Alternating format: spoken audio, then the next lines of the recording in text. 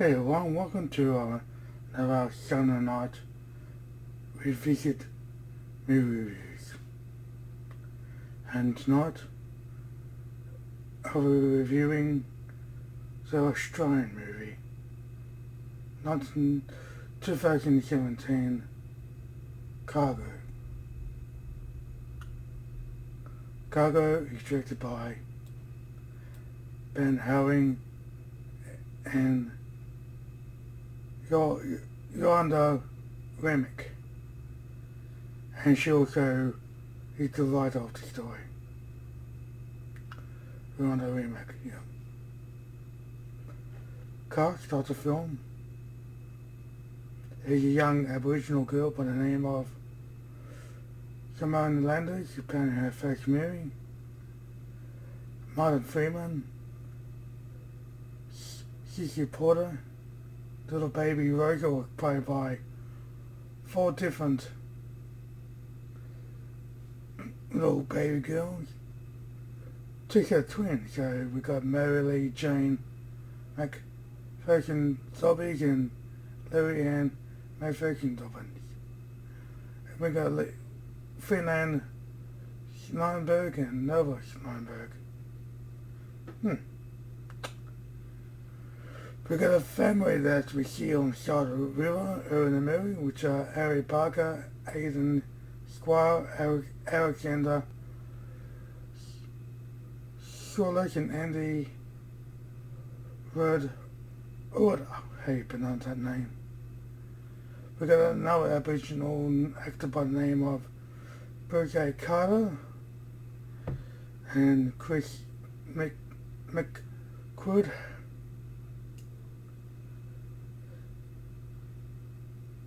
And we got another Aboriginal actress by the name of Natasha Wang and Ian. Jeez, trying to pronounce the name properly. Of course, we've got another famous Australian Aboriginal actor by the name of David Grupery. He was in such movies as the original Stormboy and the Australian scene at the in Australian part of Crocodile Dundee. And we meet a racist guy by the name of Anthony Hayes as Vic, and a girl who's with him, Kane Pistolis.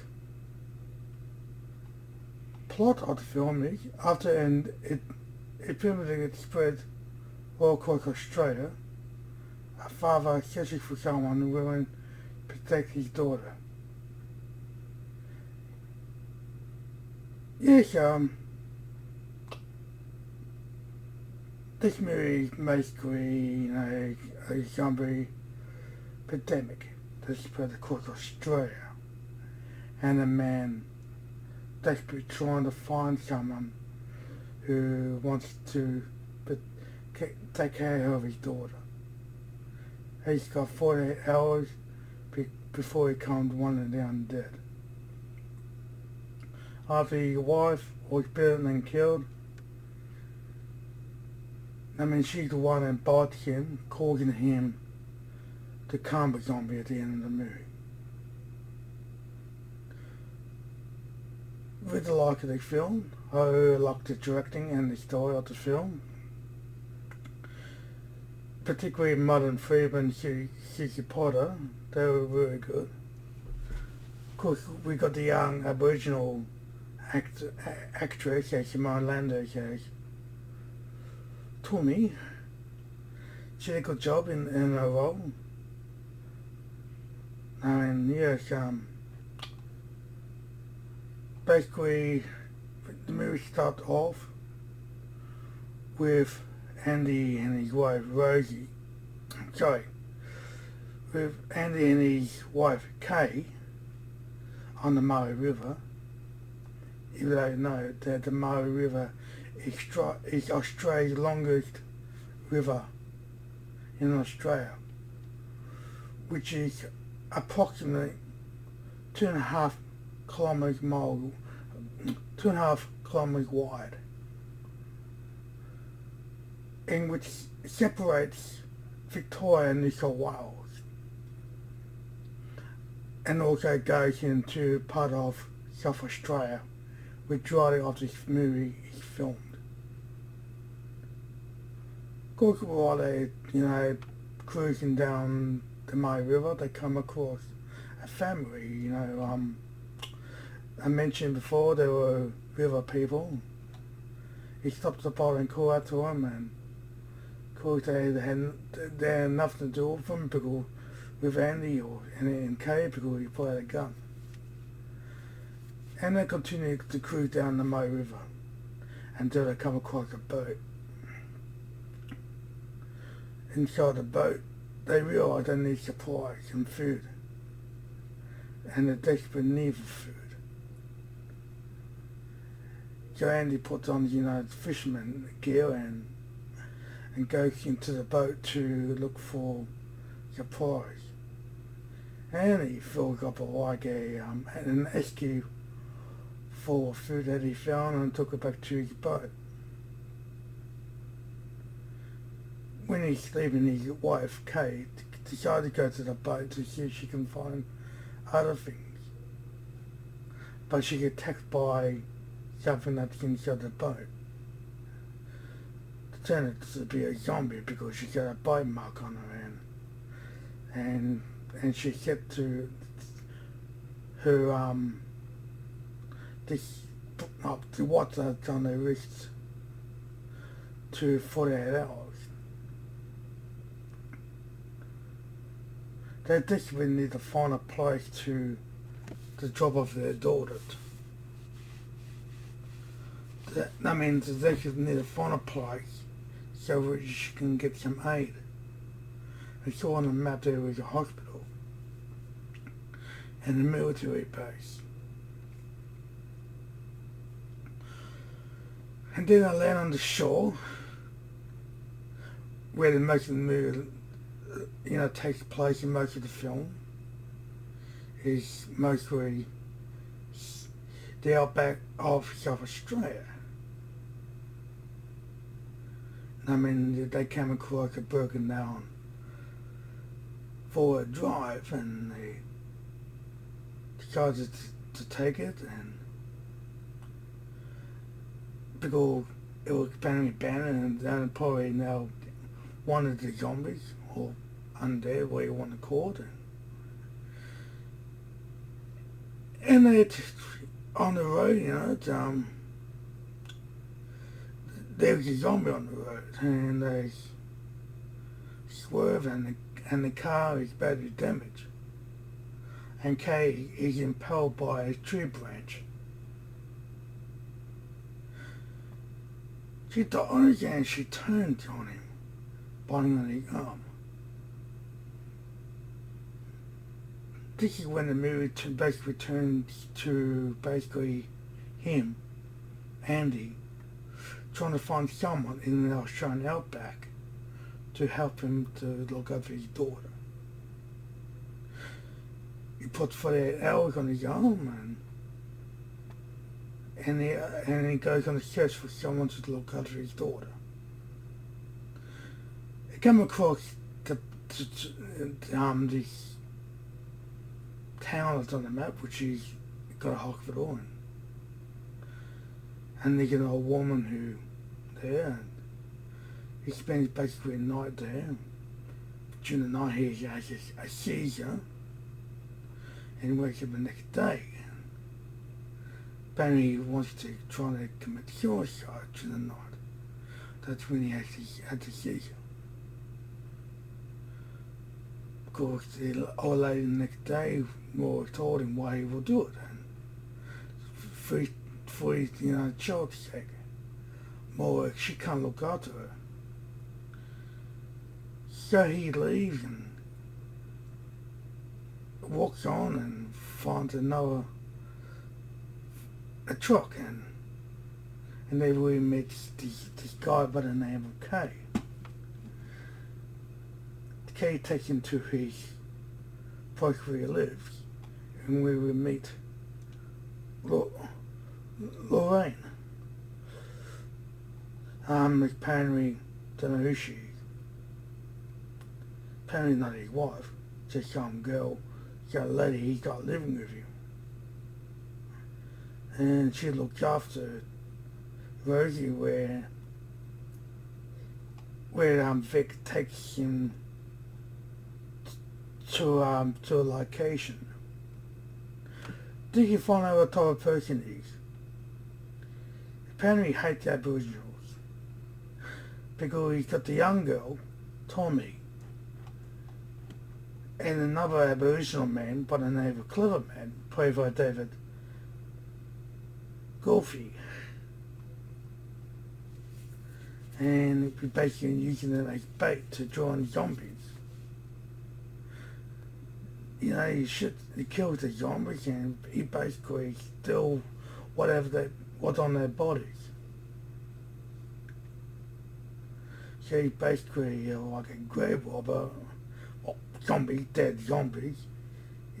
So he's stealing from corpses and at the same time treating the young Aboriginal girl badly. And find out, yeah, they got an Aboriginal man by the name of Clever Man, you know, locked up in a cage. Similar situation.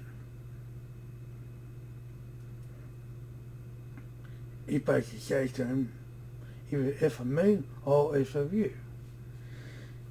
Basically, I don't know what the problem is, why you want to cage two Aboriginal people for. Telling about Clever Man, him and his tribe are basically looking for Tommy because her and her father was another zombie. Her father is Willie, by the name of Bruce Carter. Somehow he's now locked up in a cage for some reason. Don't know an explanation why that is, and why the other girl, Tommy, is also in a cage.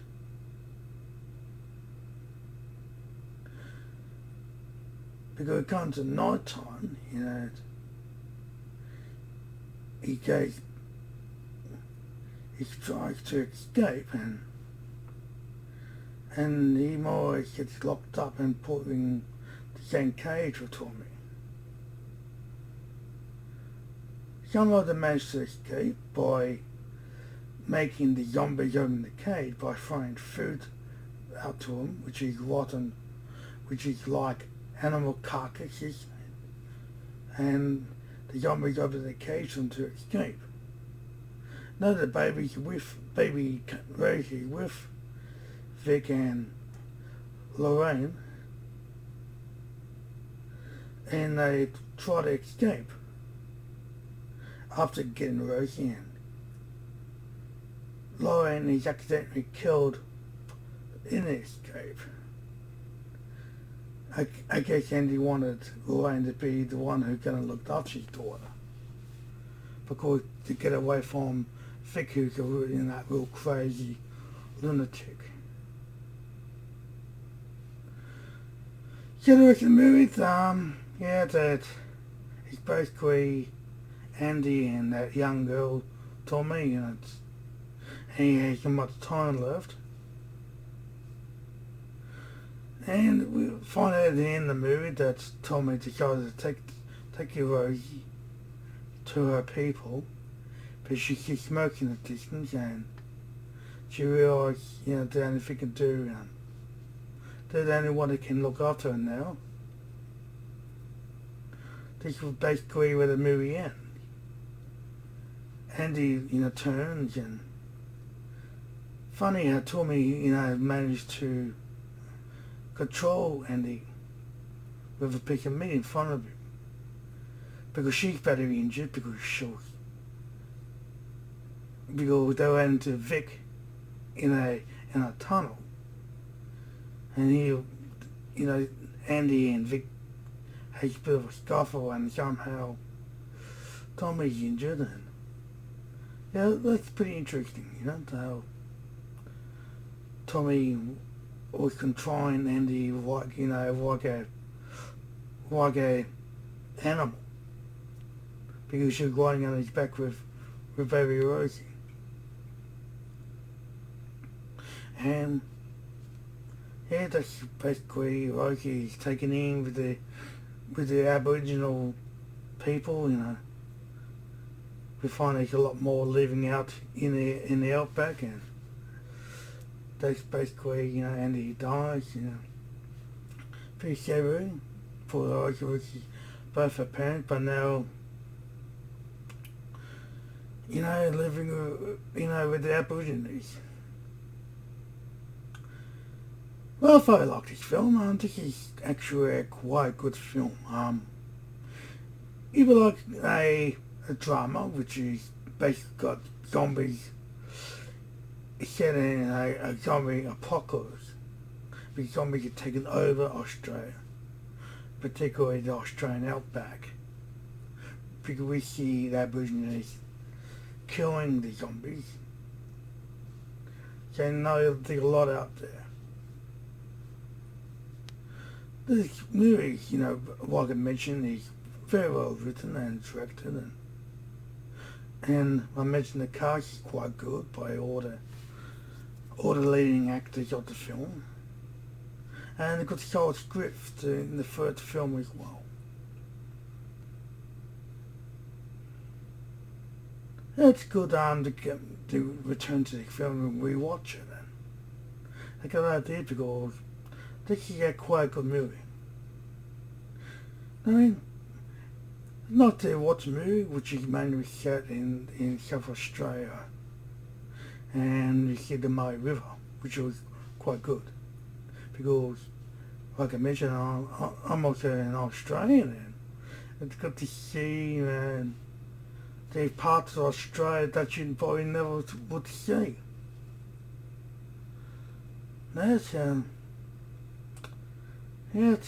well, when it comes to the final score of the film, I give Cargo 2017 at 9 out of 10. Take a while to get going, but it's a very solid film, so yeah, I'll give it a 9 out of 10. Thank you for watching my movie review of Cargo 2017. If you like what you see, great. Give me a like, and if you're new to my channel, great. Join the family and subscribe to my channel.